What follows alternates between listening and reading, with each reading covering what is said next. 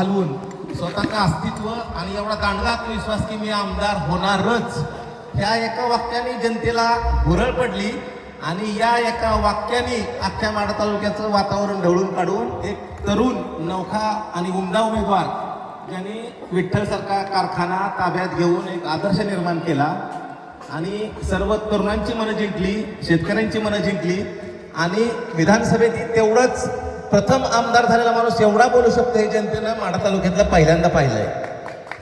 आता माढा तालुका तुमच्याकडे खूप आत्मविश्वासानं बघतोय, कारण तुम्ही आश्वासनं तर खूप दिलीत, दुर्दैवानं सत्ता विरोधात गेली तरी सुद्धा काळ हे त्याचं उत्तर आहे. आणि मला वाटतं की कदाचित तुमचे स्टार एवढे बलवत्तर आहेत की तुम्ही सत्तेत सुद्धा जाल. अजित पवार शरद पवारांची युती झाली तर तुम्ही सत्तेत जाल आणि सत्तेत नसताना सुद्धा तुम्हाला कामं करून घ्यायची चांगली कला अवगत आहे. हे आम्ही मागच्या 2 वर्षापासून पाहत आलो लोकसभेपासून. त्यामुळे तुम्ही नक्कीच माढा तालुक्याचा विकास कराल याबद्दल तरुणाच्या मनात शंका नाही. आणि आम्ही सर्व डॉक्टर सार्वजनिक कार्यक्रमामध्ये आमदार आले की आम्हाला तिथं पुढं करणं कुणाला जमत नाही आणि तो आमचा स्वभाव नाही आणि व्हाईट कॉलर पेशाला ते चालतही नाही.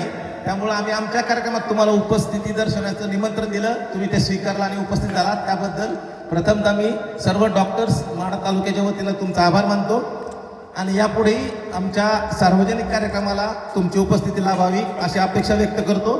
आणि दुसरी गोष्ट, माढा तालुक्यातील आता रस्त्याचा प्रश्न तर तुम्ही या रस्त्याने आलेला आहातच, थोडं बहुत 5 वर्षात लक्ष देऊन तेवढं काम व्हावं अशी अपेक्षा व्यक्त करतो. आणि आमची एकच मागणी आहे माढा तालुक्यातील डॉक्टरांची की आम्ही निमा भवनाला आम्हाला तुम्ही सहकार्य करावं, कारण मागील 30 वर्षापासून आम्ही दादाकडे हीच मागणी करत आलो होतो. आम्हाला एक हायवेला कुठेही आम्ही आमच्या निमा संघटनेच्या वतीनं जागा घेतो, आम्हाला फक्त आमदार फंडातून तेवढं निमा भवन बांधून द्या. ते शक्य नसेल तर शेटपळचं गेस्ट हाऊस गेल्या 10 वर्षापासून बंद आहे, त्या शेटपळच्या गेस्ट हाऊसनं त्याचं ते प्रयोजन करून ते लीजवर जरी आम्हाला 25 वर्षांनी दिलं तरी आम्ही ते डेव्हलप करू आमदार फंडातून आणि तुम्हालाही ते कुणालाही वापरता यावं, निमा संघटनेच्या सदस्याला वापरता यावं एवढी अपेक्षा व्यक्त करतो. आणि तुम्हाला भावी वाटचालीस हार्दिक शुभेच्छा देतो. उत्तर तुमची राजकीय जीवनात अशीच प्रगती हो, यशाच्या शिखरे तुम्ही अशीच सरसरत जावं आणि तुमचा नावलौकिक हो अशी अपेक्षा व्यक्त करतो.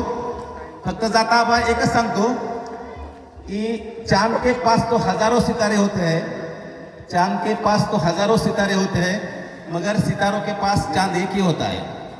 वैसे तुम्हारे लिए जनता में सब बहुत सितारे हैं, लेकिन जनता के लिए तुम एक ही चांद हो.